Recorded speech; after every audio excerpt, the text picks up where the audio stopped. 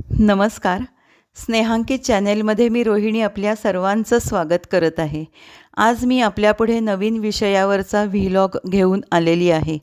माझी बालपणची मैत्रीण विनिता गोखले हिने स्वतःच्या अक्षरामध्ये म्हणजे स्वहस्ते संपूर्ण ज्ञानेश्वरी लिहिण्याचा संकल्प सोडला होता आणि 7 महिन्यामध्ये तिचा हा संकल्प तिने पूर्ण केला. ध्येय वेडेपणा काय असतो हे तिच्याकडं बघून आपल्याला लक्षात येईल. एक तर बैठक पाहिजे आणि संकल्प जो सोडला आहे त्याची पूर्तता ही केली गेली पाहिजे. चिंचवडचे सदाभाऊ चिंचवडे यांनी हा संकल्प म्हणजे संकल्पना मांडली होती खरं तर, की जास्तीत जास्त लोकांनी ज्ञानेश्वरी स्वहस्ते अशी लिहावी. कारण असं होतं की ज्ञानेश्वर माऊलींना संजीवन समाधी घेऊन शतकोत्तर रौप्य महोत्सवी वर्ष हे असल्यामुळे त्यांनी ही संकल्पना सगळ्यांपुढे मांडली आणि खरंच त्याला इतका उत्स्फूर्त प्रतिसाद मिळाला की बऱ्याच जणांनी ही कल्पना त्यांची उचलून धरली आणि स्वतःच्या अक्षरामध्ये हस्ताक्षरामध्ये संपूर्ण ज्ञानेश्वरी म्हणजे अध्याय 1 ते अध्याय 18पर्यंत ही लिहून काढली. त्यामुळे त्यांची संकल्पना पूर्ण झाल्याचा त्यांनासुद्धा खूप ते कृतकृत्य असतील. आणि माझी मैत्रीण असं म्हणते की हा जो तिला आनंद झाला आहे तो शब्दात व्यक्त करणं खरं तर कठीण आहे. तिने मला बोलवलं की माझा आता संकल्प पूर्ण झाला आहे, ज्ञानेश्वरी पूर्ण लिहून झाली आहे, याचा व्हिडिओ तू करशील का तयार? मी म्हणलं हो, का नाही करणार. मग मी तिच्याकडे गेले आणि संपूर्ण हा 1 ते 18 अध्याय तिने जे लिहिले आहेत ते मी असे आकडे त्याच्यामध्ये टाकलेले आहेत आणि सुरुवातीला तिने जे मनोगत लिहिलेलं आहे ते पण दाखवलं आहे. अनुक्रमणिका आहे, सुरुवातीचा श्लोक आहे आणि 1 ते 18 असे अध्याय तिने लिहिले आहेत. ते मी असे आकडे त्याच्यावरती घातलेले आहेत. ज्ञानेश्वर महाराजांचा एक खूप अभंग आपल्याला ऐकताना असा सोपा वाटतो किंवा आपल्याला चाल आवडते म्हणून आपण म्हणतो, पण त्याचा अर्थ काढायला गेलं तर प्रचंड तो गहन असतो. त्यातलाच ज्ञानेश्वर महाराजांचा एक अभंग मोगरा फुलला. याचं निरूपण करताना लताबाईंनी काय सांगितले बघा बरं का, की हा जो अभंग आहे तो पंढरीला जाणाऱ्या वारकऱ्यांच्या मांदियाळीला अर्पण केलेला आहे. आपेगाव, नेवासे, अलंकापुरी येथे घरोघरी ओम भवती भिक्षांदेही म्हणत ज्ञानेश्वर स्वतः, निवृत्ती महाराज, सोपान, मुक्ताबाई असे शिधा मागत असत आणि ते अन्नाबरोबर शुद्धीकरणाचीही भिक्षा मागत असत. सर्व जनता जनार्दन आणि 18 पगड जातीच्या लोकांमध्ये अमृतानुभव त्यांनी घेतले. त्याचा अमृतानुभव हे त्यांची साहित्य निर्मिती झाली.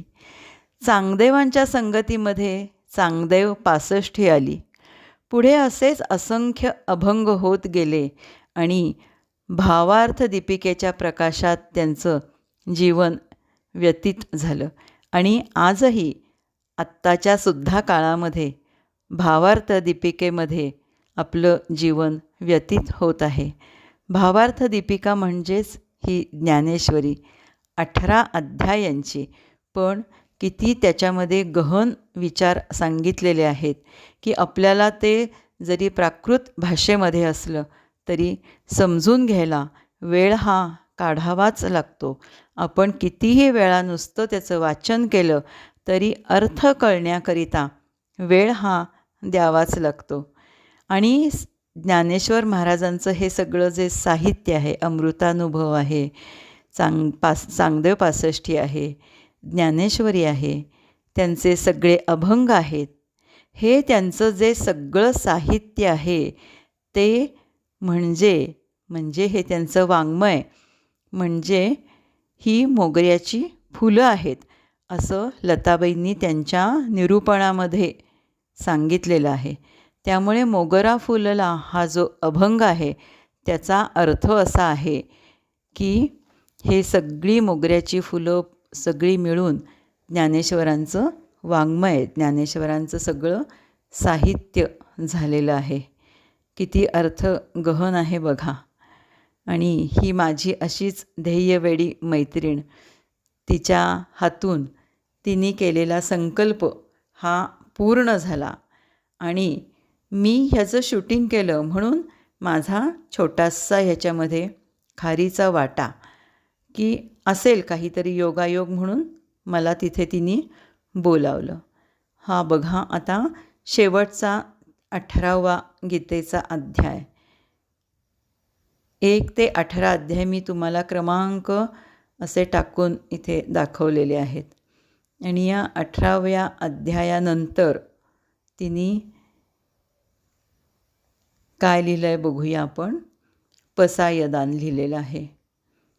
आता विश्वात्मके देवे हे पसायदान आहे. इथे आरती तिने लिहिलेली आहे. इथे भगवद्गीतेची आरती तिने लिहिलेली आहे. अशा तऱ्हेने तिचा संकल्प तिने पूर्ण केला आहे. आणि आता मी तुम्हाला दाखवते माझी मैत्रीण. बघा कशी छान तिने ते पूजा मांडली आहे. आणि आता ती आपल्याला ज्ञानेश्वर महाराजांचा श्लोक ती म्हणत आहे. तो आपण आता ऐकूया आणि ह्या व्हिडिओची समाप्ती करूया. अलंकापुरी पुण्यभूमी पवित्र, तिथे नांदतो ज्ञान राजा सुपात्र.